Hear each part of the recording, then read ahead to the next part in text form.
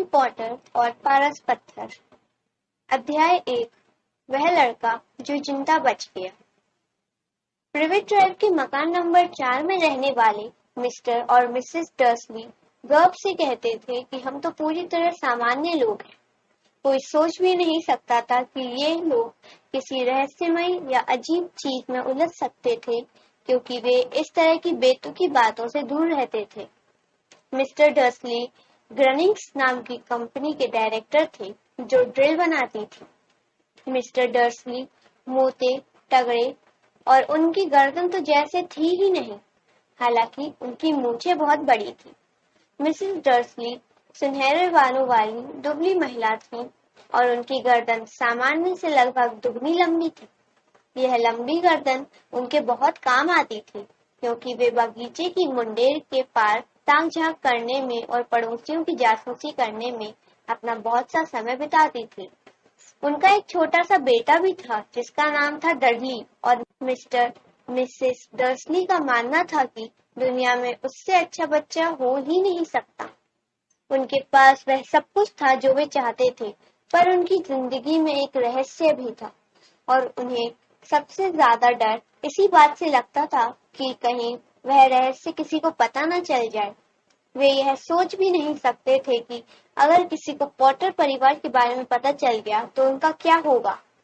Mrs Potter Mrs Dursley की बहन थी, परंतु वे कई सालों से एक दूसरे से नहीं मिली थी। सच तो यह था कि मिसेस डर्सली सबको यही बताती थी कि उनकी कोई बहन ही नहीं थी, क्योंकि उनकी बहन और उसका निकम्मा पति उन लोगों से उतने ही अलग थे जितना अलग होना संभव था।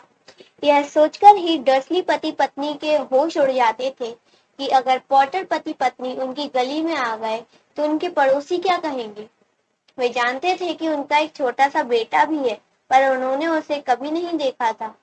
यह बच्चा भी एक बड़ा कारण था जिस वजह से पॉटर पति पत्नी से दूर रहते थे।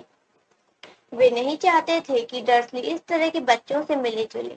जब मिस्टर और मिसेस डर्सली उस बोझिल मंगलवार को सोकर उठे जहां से हमारी कहानी शुरू होती है, तो बादलों से भरे आसमान को देखकर कोई भी यह नहीं सोच सकता था कि पूरे देश में अजीबोगरीब और रहस्यमय घटनाएं जल्दी से होने वाली हैं। मिस्टर डर्सली ने ऑफिस जाने के लिए गुनगुनाते हुए अपनी सबसे बोरिंग टाई निकाली और मिसेस डर्सली चहकते हुए इधर उधर की बातें करती रहीं।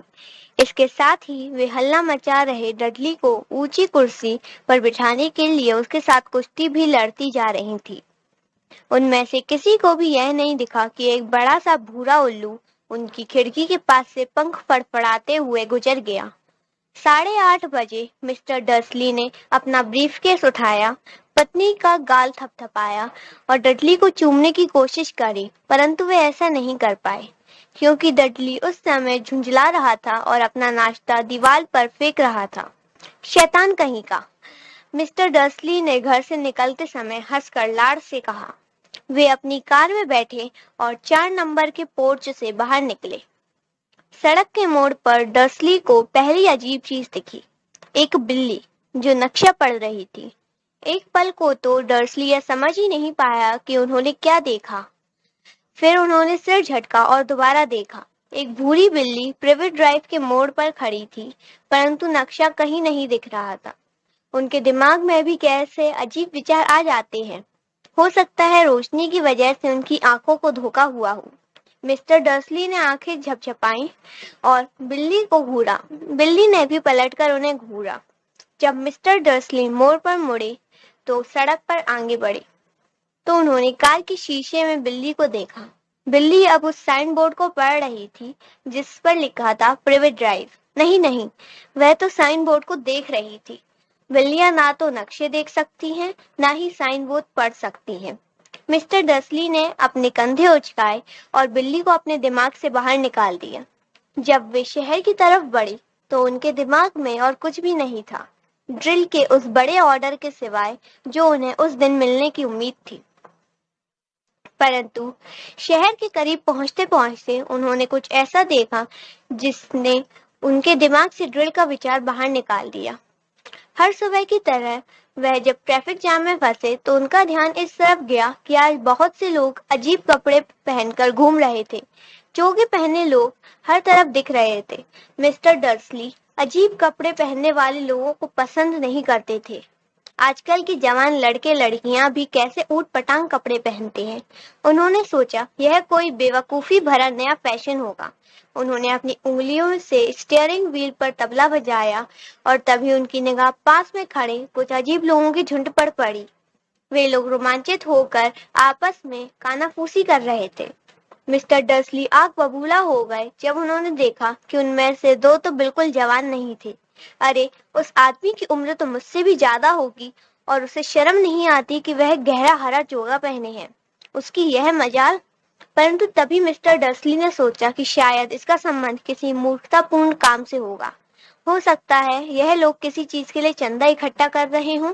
हाँ, यही होगा। ट्रैफिक फिर से चालू हो गया और कुछ मिनट बाद मिस्टर डर्सली कंपनी की कार पार्किंग में पहुंच गए और उनका दिमाग एक बार फिर ड्रिल में उलझ गया। मिस्टर डर्सली 9वीं मंजिल पर अपने ऑफिस में हमेशा खिड़की की तरफ पीठ करके बैठते थे। अगर ऐसा नहीं होता तो उस सुबह उन्हें ड्रिल पर अपना ध्यान लगाए रखने में कठिनाई होती। वे भरी दोपहर में तेजी से उड़ते हुए उल्लुओं को नहीं देख पाए, परंतु नीचे सड़क पर खड़े लोग उन उल्लुओं को देखकर हैरान हो रहे थे। जब एक के बाद एक उल्लू तेजी से उड़कर गए तो बाकी लोग उंगली से इशारा कर करके मुंह फाड़ कर उन्हें देख रहे थे। उनमें से ज्यादातर लोगों ने तो रात में भी कभी उल्लू नहीं देखा था। बहरहाल मिस्टर डर्सली की सुबह पूरी तरह सामान्य गुजरी, जिसमें उल्लुओं का नाम और निशान नहीं था। उन्होंने 5 लोगों को डांटा, कई जरूरी टेलीफोन किए और वे फोन पर भी चीखते चिल्लाते रहे। लंच के समय तक वे बहुत अच्छे मूड में थे।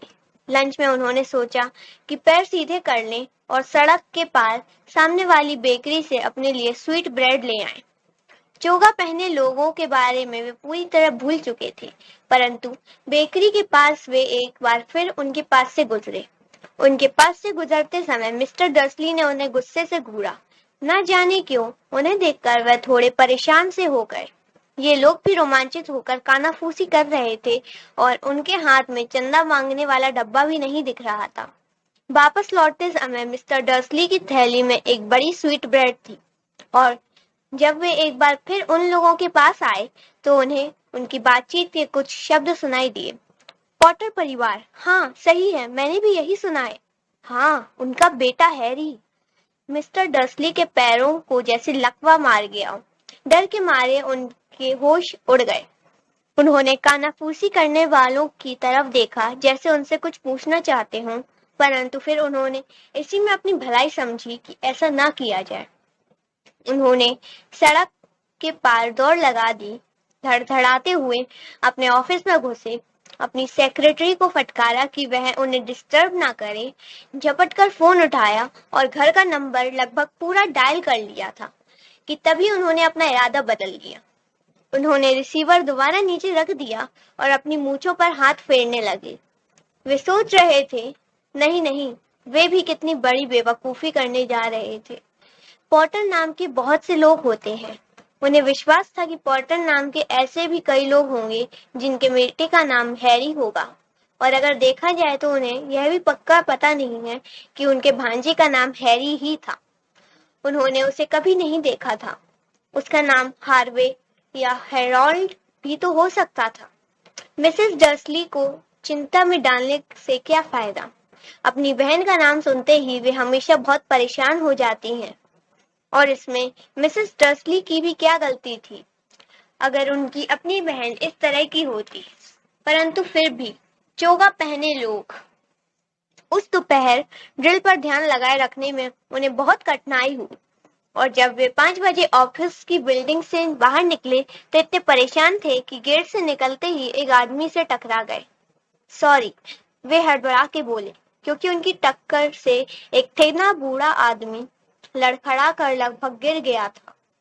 कुछ सेकंड बाद जाकर मिस्टर डर्सली का ध्यान इस तरफ गया कि उस आदमी ने बैंगनी चोगा पहन रखा था। टकराने और जमीन पर लगभग गिर जाने के बाद भी वह कतई नाराज या परेशान नहीं दिख रहा था।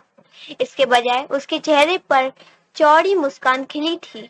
उसने अपनी चिचियाती सी कांपती आवाज में कहा, और उसकी आवाज इतनी अजीब थी कि आसपास के लोग उसे घूरने लगे। कोई बात नहीं, आज मुझे कोई भी चीज परेशान नहीं कर सकती। खुशियां मनाओ, क्योंकि तुम जानते हो कौन अब आखिरकार चला गया है। आज का दिन इतनी खुशी का है कि तुम्हारे जैसे मगलुओं को भी जश्न मनाना चाहिए। और फिर उसे बूढ़े ने मिस्टर डर्सली की कमर में हाथ डालकर उन्हें गले लगाया और वहां से चल दिया। मिस्टर डर्सली वहीं किसी पेड़ की तरह खड़े रह गए। एक अजनबी ने उन्हें गले लगाया था, यही नहीं, उसने उन्हें मगलू भी कहा था, चाहे उसका जो भी मतलब होता हो। उनके दिमाग के पुर्जे हिल चुके थे। वे अपनी कार की तरफ लपके और घर की तरफ चल दिए। उन्हें आशा थी कि यह सब बातें उनकी कल्पना की उपज ही होगी, और यह आशा उन्होंने आज से पहले कभी नहीं की थी, क्योंकि वे कल्पना की उड़ान को पसंद नहीं करते थे। जब वे अपने घर के पोर्च के अंदर घुसे तो उन्होंने जो पहली चीज देखी उसे देखकर उनका दिमाग और खराब हो गया। जिस भूरी बिल्ली को उन्होंने सुबह देखा था वह अब उनके बगीचे की मुंडेर पर बैठी हुई थी। उन्हें पूरा विश्वास था कि वह वही बिल्ली थी, क्योंकि इसकी आंखों के चारों तरफ भी उसी तरह के निशान थे। शू! मिस्टर डर्सली जोर से चिल्लाए। बिल्ली टस से मस नहीं हुई। इसके बजाय उसने मिस्टर डर्सली को की तरफ घूर कर देखा। मिस्टर डर्सली हैरान रह गए। क्या यह आम बिल्लियों जैसा व्यवहार था? अपने आप को संभालने की कोशिश करते हुए वे घर के अंदर घुसे। अब भी उनका यह पक्का इरादा था कि वह अपनी पत्नी को कुछ नहीं बताएंगे। मिसेस डर्सली का दिन अच्छा और सामान्य गुजरा था। उन्होंने डिनर पर अपने पति को बताया कि पड़ोसन की अपनी बेटी के साथ क्या समस्याएं चल रही हैं, और डडली ने एक नया वाक्य सीखा है, नहीं करूंगा। मिस्टर डर्सली ने सामान्य व्यवहार करने की कोशिश करी। जब डडली को सुला दिया गया तो वे समय रहते ड्राइंग रूम में गए ताकि रात के समाचार की अंतिम खबर सुन सके। और अंत में हर जगह के लोग बता रहे हैं कि इस देश के उल्लुओं की हरकतें आज बहुत अजीब थी। हालांकि उल्लू आम तौर पर रात को ही शिकार करते हैं और दिन की रोशनी में शायद ही कभी दिखते हैं, परंतु आज सूरज उगने के बाद से सैकड़ों उल्लू हर दिशा में उड़ते दिखाई दिए हैं। विशेषज्ञ यह नहीं बता पा रहे हैं कि उल्लुओं ने अचानक अपने सोने का समय क्यों बदल दिया है। समाचार पढ़ने वालों ने मुस्कुराते हुए कहा, बड़ी अजीब बात है। और अब मौसम की जानकारी जिम मैकगफिन से। जिम, क्या आज रात भी उल्लुओं की बारिश होने की संभावना है? हेलो टेड, मौसम विशेषज्ञ ने कहा। मैं उसके बारे में तो नहीं जानता, परंतु आज सिर्फ उल्लुओं की हरकतें ही अजीब नहीं रहीं। कैंट, यॉर्कशायर और डंडी के दर्शकों ने आज मुझे फोन करके बताया कि मैंने कल जिस बारिश का वादा किया था उसकी जगह आज आसमान से उल्काओं की बारिश हुई। शायद लोग बॉनफायर नाइट का त्योहार थोड़ी जल्दी मना रहे हैं। यह अगले सप्ताह है दोस्तों, परंतु आज की रात निश्चित रूप से पानी बरसेगा। मिस्टर डर्सली अपनी कुर्सी पर बर्फ की तरह जम गए। पूरे ब्रिटेन में उल्काओं की बारिश, दिन की रोशनी में उल्लुओं का उड़ना, हर जगह चोगों में घूम रहे रहस्यमय लोग, और पॉटर परिवार के बारे में कानाफूसी। मिसेस डर्सली 2 कप चाय लेकर ड्राइंग रूम में आई। अब बताए बिना कोई चारा नहीं था। उन्हें अपनी पत्नी को कुछ तो बताना ही पड़ेगा। उन्होंने घबराते हुए अपना गला साफ किया। पेटूनिया डियर, हाल में तुम्हारी बहन की कोई खबर मिली है क्या? जैसा उन्होंने सोचा था, यह सुनकर मिसेस डर्सली को झटका भी लगा और गुस्सा भी आया। आमतौर पर वे लोग यही जताते थे कि मिसेस डर्सली की कोई बहन नहीं थी। नहीं, उन्होंने तीखा जवाब दिया। क्यों? समाचार में अजीब खबरें आ रही हैं, मिस्टर डर्सली ने सहमी हुई आवाज में कहा। उल्लू, उल्काएं और शहर में आज बहुत से अजीब तरह के लोग घूम रहे थे। तो मिसेस डर्सली ने तमतमा कर पूछा। तो मैंने सोचा शायद कहीं हो ना हो इसका संबंध उन लोगों से है, उनकी तरह के लोगों से तो नहीं है। मिसेस डर्सली होठ सिकोड़कर अपनी चाय पीती रही। मिस्टर डर्सली ने विचार किया कि क्या उनमें अपनी पत्नी को यह बताने की हिम्मत थी कि उन्होंने पॉटर का नाम सुना है। अंत में वे इस नतीजे पर पहुंचे कि उनमें इतनी हिम्मत नहीं थी। इसके बजाय वे जितने सामान्य ढंग से कह सकते थे उन्होंने कहा, उनका बेटा, उसकी उम्र भी अपने डडली जितनी ही होगी, है ना? मेरे ख्याल से उतनी ही होनी चाहिए, मिसेस डर्सली ने कड़क कर कहा। वैसे उसका नाम क्या है? हॉवर्ड, है ना? हैरी। और मेरे ख्याल से ये बहुत ही घटिया और सड़क छाप नाम है। और नहीं तो क्या, मिस्टर डर्सली बोले और उनका दिल बुरी तरह डूबता जा रहा था। बिल्कुल ठीक कहा, मेरा भी यही ख्याल है। जब वे लोग सोने के लिए ऊपर वाली मंजिल पर गए तो इसके बाद मिस्टर डर्सली इस विषय पर एक शब्द भी नहीं बोले। जब मिसेस डर्सली बाथरूम में थी तो मिस्टर डर्सली चुपके से बेडरूम की खिड़की के पास गए और उन्होंने सामने वाले बगीचे में झांका। बिल्ली अब भी वहीं थी। वो प्रिवेट ड्राइव के मोड़ पर नजरें गड़ाई थी, जैसे उसे किसी के आने का इंतजार था। क्या यह उनके मन का वहम था, या फिर इन सब का संबंध पॉटर परिवार से था? अगर ऐसा हो और अगर किसी को भी यह पता चल जाए कि उनका संबंध ऐसे लोगों से है, तो बहरहाल यह तय था कि वे यह सहन नहीं कर पाएंगे। मिस्टर और मिसेस डर्सली बिस्तर पर लेट गए। मिसेस डर्सली तो तत्काल सो गईं, परंतु मिस्टर डर्सली जागते रहे और मन ही मन सारी बातें याद करते रहे। सोने से पहले उनके मन में तसल्ली देने वाला आखिरी विचार यही था कि अगर पॉटर परिवार का इन अजीब घटनाओं से कोई संबंध हो भी, तो भी डरने की कोई बात नहीं थी, क्योंकि वे उनके और मिसेस डर्सली के पास भला क्यों आएंगे। पॉटर पति पत्नी बहुत अच्छी तरह से जानते थे कि उनके और उन जैसे लोगों के बारे में पिटूनिया और वे किस तरह के विचार रखते थे। मिस्टर डर्सली को समझ में नहीं आ रहा था कि वे और पिटूनिया किसी ऐसी चीज में किस तरह उलझ सकते हैं जो इस समय हो रही होगी। उन्होंने उबासी ली और करवट बदली। इसका उन पर कोई असर नहीं हो सकता था। उनका अंदाजा कितना गलत था। मिस्टर डर्सली भले ही कच्ची नींद में सो गए थे, पर बाहर मुंडेर पर बैठी बिल्ली की आंखों में नींद का नामो निशान नहीं था। वो अब भी किसी मूर्ति की तरह स्थिर बैठी थी और पलक झपकाए बिना प्रिवेट ड्राइव के दूर वाले मोड़ पर नजरें गड़ाई थी। जब बगल वाली सड़क पर एक कार का दरवाजा भड़ाम से बंद हुआ, तो भी वो नहीं हिली, ना ही तब जब दो उल्लू उसके सर के ऊपर से उड़ते हुए गए। दरअसल लगभग आधी रात के करीब ही ये बिल्ली अपनी जगह से हिली। बिल्ली जिस मोड़ पर नजरें जमाई थी, वहां पर एक आदमी प्रकट हुआ। वह इतने अचानक और चुपचाप आया था कि देखने वालों को लग सकता था जैसे वह जमीन के भीतर से निकला हो। बिल्ली की पूंछ फड़की और उसकी आंखें सिकुड़ गईं।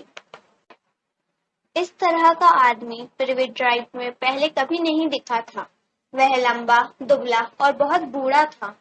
उसकी उम्र उसके बालों और दाढ़ी की सफेदी से पता चलती थी, जो दोनों ही इतने लंबे थे कि वह उन्हें अपनी बेल्ट के नीचे खोज सकता था।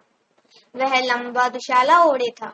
उसका जामुनी चोगा जमीन पर घिसट रहा था और उसने ऊंची एड़ी के बकल वाले जूते पहन रखे थे। आधे चांद के आकार वाले चश्मे के पीछे से दिखती उसकी नीली आंखें साफ और चमकदार थीं। उसकी नाक बहुत लंबी और मुड़ी हुई थी, जैसे उसे कम से कम 2 बार तोड़ा गया हो। इस आदमी का नाम था एल्बस डम्बलडोर। एल्बस डम्बलडोर को शायद इस बात का एहसास नहीं था कि वे अभी अभी एक ऐसी सड़क पर आ गए थे जहां उनके नाम से लेकर उनके जूतों तक किसी भी चीज को पसंद नहीं किया जाता। वे अपने चोगे में हाथ डालकर टटोल रहे थे, जैसे कुछ ढूंढ रहे हों, परंतु उन्हें इस बात का एहसास हो गया कि कोई उन्हें देख रहा था, क्योंकि उन्होंने अचानक बिल्ली की तरफ देखा, जो सड़क के दूसरे छोर से अब भी उन्हें घूरे जा रही थी। न जाने क्यों बिल्ली को देखकर उन्हें खुशी हुई। वे हंसे और धीरे से बोले, मुझे मालूम होना चाहिए था। वे जिस चीज की तलाश कर रहे थे वो उन्हें अंदर वाली जेब में मिल गई। यह चांदी का सिगरेट लाइटर की तरह दिख रहा था। उन्होंने उसे खोला और हवा में लहराते हुए क्लिक किया। सबसे पास वाला सड़क का लैंप तड़ से बंद हो गया। उन्होंने एक बार फिर क्लिक किया, अगला लैंप भी बुझ गया। उन्होंने अपने बत्ती बुझाने वाले यंत्र को 12 बार क्लिक किया और कुछ समय बाद पूरी सड़क पर सिर्फ 2 छोटी रोशनियां ही बची थी। दूर बैठी बिल्ली की आंखें जो उन्हें देख रही थी। अगर कोई इस वक्त अपनी खिड़की से बाहर झांकता, चाहे चमकदार आंखों वाली मिसेस डर्सली ही क्यों ना होती, तो वो भी यह नहीं देख सकती थी कि नीचे फुटपाथ पर क्या हो रहा है। डंबलडोर ने बत्ती बुझाने वाले यंत्र को वापस अपनी चोगी में रख लिया और सड़क पर मकान नंबर 4 की तरफ बढ़े, जहां वे बिल्ली के बगल में मुंडेर पर बैठ गए। उन्होंने बिल्ली की तरफ नहीं देखा, परंतु एक पल बाद उन्होंने बिल्ली से कहा, प्रोफेसर मैकगोनागल, आप यहाँ क्या कर रही हैं? वे बिल्ली की तरफ देखकर मुस्कुराए, परंतु भूरी बिल्ली गायब हो चुकी थी।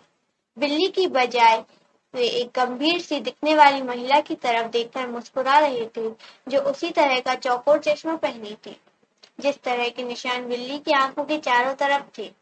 वह भी एक चोगा पहनी थी जो गहरे हरे रंग का था। उनके बाल जोड़े में कसकर बंधे थे। साफ नजर आ रहा था कि वह परेशान थी। आप कैसे समझे कि वो बिल्ली मैं ही थी? माय डियर प्रोफेसर, मैंने आज तक किसी बिल्ली को इतना तनकर बैठे नहीं देखा। अगर आपको दिन भर ईंट की मुंडेर पर बैठना पड़े तो आप भी ऐसे ही तनकर बैठते, प्रोफेसर मैकगोनागल ने कहा। दिन भर? जबकि आप भी जश्न मना सकती थी। यहाँ आते समय मैं रास्ते में दर्जन भर दावतें और समारोह के पास से होता हुआ आ रहा हूँ। प्रोफेसर मैकगोनागल गुस्से से गुर्राई। अरे हाँ, सब जश्न मना रहे हैं, उन्होंने बेचैन होकर कहा। वैसे समझदारी इसी में होती कि वे थोड़े सावधान रहते, परंतु नहीं। यहाँ तक कि मगलू भी जान गए हैं कि कोई अजीब चीज हुई है। उनके समाचारों में यह खबर थी। उन्होंने अपने सर को डर्सली के अंधेरे ड्राइंग रूम की खिड़की की तरफ झटके से मोड़ा। मैंने समाचार सुने थे। उल्लुओं के झुंड, उल्काएं, वे लोग पूरी तरह मूर्ख नहीं हैं। उन्हें पता चलना ही था। कैंट में उल्काओं की बारिश। मैं शर्त लगा सकती हूँ यह डिडलस डिगल का काम होगा। उसमें थैले भर की भी अकल नहीं है। आप उन्हें कैसे दोष दे सकती हैं? प्रोफेसर डंबलडोर ने कहा। 11 साल से हमारे पास जश्न मनाने की कोई वजह ही नहीं थी। मैं जानती हूँ, प्रोफेसर मैकगोनागल ने चिढ़ते हुए कहा, परंतु इसका मतलब यह तो नहीं कि वे लोग बेवकूफी पर उतर आए। लोग सरासर लापरवाही कर रहे हैं। उन्होंने मगलुओं जैसे कपड़े तक नहीं पहने, चोगे पहनकर भरी दोपहर में सड़कों पर घूम रहे हैं और अफवाहें फैला रहे हैं। फिर उन्होंने डंबलडोर पर तीखी तिरछी निगाह डाली, मानो उम्मीद कर रहे हो कि वे कुछ कहेंगे, परंतु चूंकि उन्होंने ऐसा नहीं किया, इसलिए वे आगे बोलती नहीं। कितना बढ़िया रहेगा अगर जिस दिन तुम जानते हो कौन आखिरकार गायब हो गया है, उसी दिन मगलुओं को हमारे बारे में पता चल जाए। मुझे लगता है वह सचमुच चला गया है ना डंबलडोर? लगता तो ऐसा ही है, डंबलडोर ने कहा। हमें बहुत सी चीजों के लिए ऊपर वाले का एहसान मानना चाहिए। क्या आप शरबत लेमन लेंगी? क्या? शरबत लेमन, एक तरह की मगनू मिठाई जो मुझे बहुत पसंद है। नहीं धन्यवाद, प्रोफेसर मैकगोनागल ने ठंडे स्वर में कहा, मानो कहना चाहती हो यह भी कोई वक्त है शरबत लेमन खाने का। जैसा मैंने कहा, अगर तुम जानते हो कौन चला भी गया हो। माय डियर प्रोफेसर, कम से कम आप जैसी समझदार महिला को तो उसका नाम लेना चाहिए। यह तुम जानते हो कौन की बकवास छोड़िए। पिछले 11 साल से मैं लोगों को यह समझाने की कोशिश कर रहा हूँ कि वे उसे उसके असली नाम से बुलाए, वोल्डेमॉर्ट। प्रोफेसर मैकगोनागल पीछे हटी, परंतु डंबलडोर 2 शरबत लेमन निकालने में लगे थे, इसलिए वे उनकी तरफ नहीं देख रहे थे। अगर हम कहते रहे तुम जानते हो कौन, तुम जानते हो कौन, तो समझना बहुत मुश्किल हो जाता है।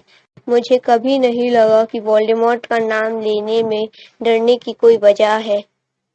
मैं जानती हूँ कि आप नहीं डरते, प्रोफेसर मैकगोनागल ने कहा। उनके स्वर में आधी तारीफ और आधी उलझन साफ सुनाई दे रही थी। आपकी बात अलग है। सब जानते हैं कि आप ही वह अकेले आदमी है जिससे तुम जानते हो। अरे अच्छा, वोल्डेमॉर्ट डरता था। आप मेरी जरूरत से ज्यादा तारीफ कर रही हैं, डंबलडोर ने शांति से कहा। वोल्डेमॉर्ट में ऐसी शक्तियां हैं जो मुझ में कभी नहीं हो सकती। सिर्फ इसीलिए क्योंकि आप इतने महान हैं कि आप उनका इस्तेमाल नहीं करना चाहते। मेरी किस्मत अच्छी है कि आज अंधेरा है। मैं तब से इतना कभी नहीं शर्माया जब से मैडम पॉम्फ्री ने मेरे नए मफलर की तारीफ की थी। प्रोफेसर मैगोनिगल ने डंबलडोर को घूर कर देखा और कहा, उल्लुओं की तो छोड़िए, उससे भी तेज रफ्तार से अफवाहें चारों तरफ उड़ रही हैं। आप जानते हैं लोग क्या कह रहे हैं कि वह क्यों गायब हो गया, कि आखिर किस चीज ने उसे रोक दिया।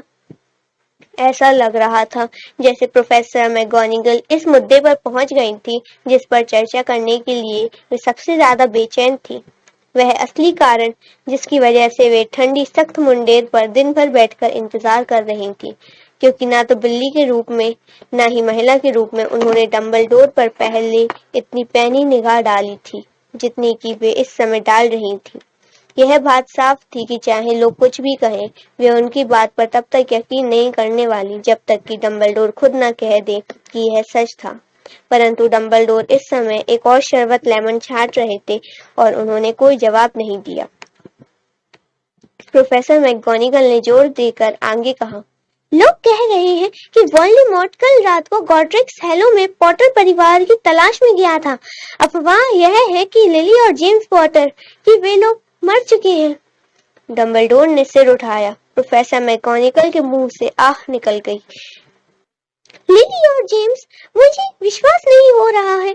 मैं इस बात पर विश्वास नहीं करना चाहती थी। ओह एल्बस। डंबलडोर आगे बढ़े और उन्होंने प्रोफेसर मैगोनिगल का कंधा थपथपाया। मैं जानता हूँ, उन्होंने भारी आवाज में कहा। आगे बोलते समय प्रोफेसर मैगोनिगल की आवाज थरथरा रही थी। यही नहीं, लोग तो यह भी कह रहे हैं कि उनके बेटे हैरी पॉटर को भी मारने की कोशिश करी, परंतु वह उसे नहीं मार पाया। वह उस छोटे बच्चे को नहीं मार पाया।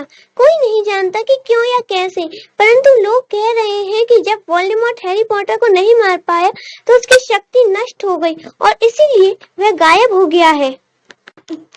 डंबलडोर ने उदास होकर सिर हिलाया। यह सच है? प्रोफेसर मैगोनिगल ने हकलाते हुए कहा। जब उसने इतना कुछ किया था, जब उसने इतने सारे लोगों को मार डाला था, इसके बाद भी वह एक छोटे से बच्चे को नहीं मार पाया। बड़ी हैरानी की बात है। उसे रोकने वाला कौन था?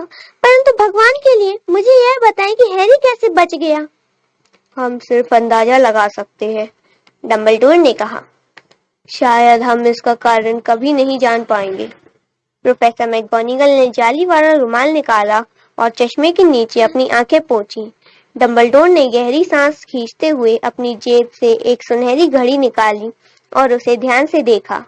यह घड़ी बहुत विचित्र थी क्योंकि इसमें 12 कांटे थे पर अंक एक भी नहीं था। इसके बजाय इसके किनारे पर छोटे ग्रह घूम रहे थे। बहरहाल इससे डंबलडोर को कुछ समझ में आया होगा क्योंकि उन्होंने इसे वापस अपनी जेब में रख लिया और कहा, हैग्रिड को देर हो गई। वैसे मुझे लगता है उसी ने आपको बताया होगा कि मैं यहाँ आने वाला हूँ। हाँ, प्रोफेसर मैगोनिगल ने कहा, और मुझे नहीं लगता कि आप मुझे बताएंगे कि आप कहीं और जाने के बजाय यहाँ क्यों आए। मैं हैरी को उसके अंकल आंटी के पास छोड़ने आया हूँ। अब उसके परिवार के नाम पर सिर्फ यही लोग बचे हैं। आप यह तो नहीं कहना चाहते आपका इशारा उन लोगों की तरफ तो नहीं है जो यहाँ रहते हैं? प्रोफेसर मैगोनिगल ने चीखते हुए मकान नंबर 4 की तरफ इशारा किया और वे मुंडेर से नीचे कूद गई। डंबलडोर, आप ऐसा नहीं कर सकते। मैंने दिन भर इन लोगों को देखा है। दुनिया में आपको ऐसे 2 लोग नहीं मिल सकते जो हमसे इतने अलग हों, और उनका एक बेटा भी है। मैंने देखा है वह अपनी मम्मी को पूरी सड़क पर लात मारता जा रहा था और मिठाई खाने की जिद कर रहा था। हैरी पॉटर यहाँ आकर रहेगा? यह उसके लिए सबसे अच्छी जगह है, डंबलडोर ने थोड़ी कड़क आवाज में कहा। जब वह थोड़ा बड़ा हो जाएगा तो उसके अंकल आंटी उसे सब कुछ समझा देंगे। मैंने उनके लिए एक चिट्ठी लिख दी है। चिट्ठी? प्रोफेसर मैगोनिगल ने मरी हुई आवाज में दोहराया और वे एक बार फिर मुंडेर पर बैठ गईं। डंबलडोर, क्या आपको सचमुच लगता है कि आप चिट्ठी में सारी बातें समझा सकते हैं? ये लोग उसे कभी नहीं समझ पाएंगे। वह मशहूर होगा, चारों तरफ उसका नाम होगा। मुझे हैरानी नहीं होगी अगर भविष्य में आज का दिन हैरी पॉटर दिवस के रूप में मनाया जाए। हैरी के बारे में किताबें लिखी जाएंगी। हमारी दुनिया के हर बच्चे की जुबान पर उसका नाम होगा। बिल्कुल ठीक कहा, डंबलडोर अपने आधे चांद के आकार के चश्मे के ऊपर से गंभीरता से देखते हुए बोले, वह किसी भी बच्चे का दिमाग खराब करने के लिए काफी है। वह मशहूर हो जाएगा इससे पहले कि वह बोलना और चलना सीखे। उसे तो यह घटना याद भी नहीं होगी जिसके लिए वह मशहूर है। क्या आपको नहीं लगता कि अगर वह इन सब से दूर होकर बड़ा हो तो ज्यादा अच्छा रहेगा, जब तक कि वह इसे झेलने के लिए तैयार ना हो जाए? प्रोफेसर मैकगोनागल ने अपना मुंह खोला, फिर अपना इरादा बदलकर अपने विचारों को निगला और आगे कहा, हाँ हाँ, आप ठीक कह रहे हैं, परंतु डंबलडोर, वह बच्चा यहाँ आएगा कैसे? उन्होंने अचानक डंबलडोर की चोगे के घूरा, जैसे उन्हें लग रहा हो कि हैरी इसके नीचे छुपा था। हैग्रिड उसे ला रहा है। क्या आपको यह ठीक लगता है कि आप हैग्रिड पर इतने महत्वपूर्ण काम के लिए भरोसा कर रहे हैं? मुझे हैग्रिड पर अपनी जान से ज्यादा भरोसा है, डंबलडोर ने कहा। मैं ये नहीं कहती कि वह दिल का बुरा है, प्रोफेसर मैकगोनागल ने मन मारकर कहा, परंतु आपको यह तो मानना ही पड़ेगा कि वह थोड़ा लापरवाह है। उसकी यह आदत है। यह कैसी आवाज है? एक हल्की गड़गड़ की आवाज ने उनकी चारों तरफ फैली खामोशी तोड़ी।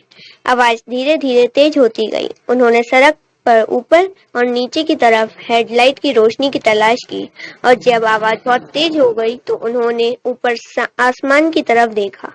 एक बड़ी मोटरसाइकिल हवा में से निकलकर नीचे उतरी और उनके सामने सड़क पर आकर खड़ी हो गई। मोटरसाइकिल बहुत बड़ी थी, परंतु यह उस आदमी के मुकाबले में कुछ नहीं थी जो उस पर बैठा हुआ था। वह आम आदमी की तुलना में दुगना लंबा था और कम से कम 5 गुना चौड़ा था। वह एकदम जंगली लग रहा था, क्योंकि उसके काले बालों और दाढ़ी की लंबी लटों ने उसके ज्यादातर चेहरे को छुपा रखा था। उसके हाथ कूड़ेदान के ढक्कन जितने बड़े थे और चमड़े के जूते में उसके पैर बेबी डॉल्फिन की तरह लग रहे थे। उसकी विशाल शक्तिशाली बाहों में कंबल की एक पोटली थी। हैग्रिड, डंबलडोर ने राहत की सांस लेते हुए कहा, आखिर तुम आ ही गए। और तुम्हें यह मोटरसाइकिल कहाँ से मिली?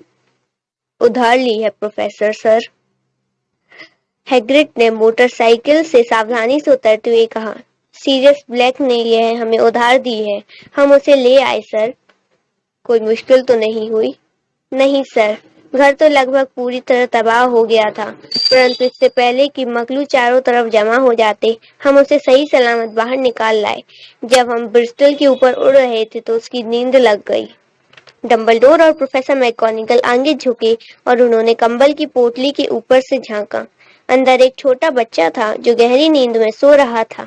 उसके माथे पर काले घने बालों के गुच्छे के नीचे उन्हें एक अजीब से आकार का घाव दिख रहा था, जैसे वहां पर बिजली गिरी हो। क्या यहीं पर? प्रोफेसर मैकगोनागल ने फुसफुसाते हुए पूछा। हाँ, डंबलडोर ने कहा। उसके माथे पर यह निशान जिंदगी भर रहेगा। क्या आप इस बारे में कुछ नहीं कर सकते डंबलडोर? अगर मैं कर भी सकता तो भी नहीं करता। घाव के निशान कई बार बहुत काम आते हैं। मेरे खुद के बाएं घुटने के ऊपर एक निशान है जो लंदन के अंडरग्राउंड का बेहतरीन नक्शा है। खैर, उसे मुझे दे दो हैग्रिड। अच्छा रहेगा अगर हम इस काम को जल्दी से निपटा लें। डंबलडोर ने हैरी को अपनी बाहों में लिया और डर्सली के घर की तरफ मुड़े। क्या हम उसे गुड बाय कह सकते हैं सर? उसने अपना बड़ा झबरीले बालों वाला सिर हैरी पर झुकाया और अपने लटकते बालों को छुआते हुए उसे बहुत हल्के से चूम लिया। फिर अचानक हैग्रिड के मुंह से ऐसी आवाज निकली जैसे कोई घायल कुत्ता रो रहा हो। श्श! प्रोफेसर मैकगोनागल दबी आवाज में बोली, मम्मी मुझे आप चलेंगी। सॉरी, हैग्रिड ने ससकते हुए कहा। उसने एक बड़ा सा धब्बेदार रुमाल निकाला और उसमें अपना चेहरा छुपा लिया। परंतु हम इसे सहन नहीं कर सकते। लिली और जेम्स मर गए और बेचारा छोटा सा हैरी मगलुओं के साथ रहेगा। हाँ हाँ, बड़े दुख की बात है, पर अपने आप को संभालो हैग्रिड, वरना लोग हमें देख लेंगे, प्रोफेसर मैकगोनागल ने फुसफुसाते हुए कहा। जब डंबलडोर बगीचे की नीची दीवार को लांघकर सामने वाले दरवाजे तक गए तो प्रोफेसर मैकगोनागल हैग्रिड की बाह को डरते डरते थपथपा रही थी। डंबलडोर ने हैरी को दरवाजे की सीढ़ियों पर धीरे से लिटा दिया, अपने चोगी में से एक चिट्ठी निकाली, उसे हैरी के कंबलों के अंदर सावधानी से रखा और इसके बाद वे उन दोनों के पास लौट आए। पूरे 1 मिनट तक वे तीनों खड़े रहे और उस छोटी सी पोटली को निहारते रहे। हैग्रिड के कंधे हिल रहे थे। प्रोफेसर मैगोनिगल की पलकें लगातार झपक रही थीं और डंबलडोर की आंखों में जो चमक आमतौर पर नजर आती थी वह इस समय नहीं दिख रही थी। तो डंबलडोर ने अंत में कहा, अब हमारा काम खत्म हो चुका है। अब यहाँ रुकने की कोई जरूरत नहीं है। अच्छा होगा कि हम यहाँ से चल दें और जश्न में शामिल हो जाएं।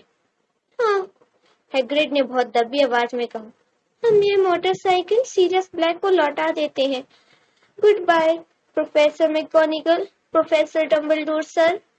अपने बहते हुए आंसुओं को अपनी जैकेट की आस्तीन से पोंछते हुए हैग्रिड मोटरसाइकिल पर सवार हुआ और किक मारकर उसके इंजन में जान डाल दी। फिर तेज गरज के साथ मोटरसाइकिल हवा में उठी और रात के अंधेरे में गुम हो गई। प्रोफेसर मैगोनिगल, मुझे आशा है आपसे जल्दी ही मुलाकात होगी, डंबलडोर ने सिर हिलाते हुए कहा। प्रोफेसर मैगोनिगल ने जवाब में अपनी नाक सुड़की। डंबलडोर मुड़े और सड़क पर चल दिए। मोड़ पर जाकर वे रुके और अपना चांदी का बत्ती बुझाने वाला यंत्र बाहर निकाला। उन्होंने उसे एक बार क्लिक किया तो रोशनी के 12 गोले सड़क के लैंपों की तरफ तेजी से लपके और प्रिवेट ड्राइव अचानक नारंगी रोशनी में नहा गई। डंबलडोर देख सकते थे कि सड़क के दूसरे सिरे पर एक भूरी बिल्ली चली जा रही है। उन्हें नंबर 4 की सीढ़ी पर रखे कंबलों की पोटली की झलक भर दिख रही थी। गुड लक हैरी, उन्होंने धीमे से कहा। फिर वे पलटे और चोगे को एक झटका देते हुए गायब हो गए। हल्की हल्की हवा प्रिवेट ड्राइव की साफ सुथरी झाड़ियों को हिला रही थी। काले आसमान के नीचे सब कुछ शांत और व्यवस्थित था। यह वह आखिरी जगह थी जहां आप आश्चर्यजनक घटनाएं होने की उम्मीद कर सकते थे। हैरी पॉटर ने सोते सोते अपने कंबलों के भीतर करवट बदली। उसके नन्हे से हाथ ने पास रखी चिट्ठी को पकड़ लिया और वह सोता रहा। वह नहीं जानता था कि वह खास था, यह भी नहीं कि वह मशहूर था, यह भी नहीं कि वह कुछ घंटों बाद मिसेस डर्सली की चीख सुनकर उठेगा जब वे दूध की बोतल बाहर रखने के लिए सामने वाला दरवाजा खोलेंगी। वह यह भी नहीं जानता था कि अगले कुछ सप्ताह उसका कजन डडली उसे नोचेगा और तंग करेगा। और वह यह तो जान ही नहीं सकता था कि इस समय पूरे देश में छुप छुप कर मिल रहे लोग अपने ग्लास उठाकर दबी आवाज में कह रहे थे, हैरी पॉटर के नाम, वह लड़का जो जिंदा बच गया।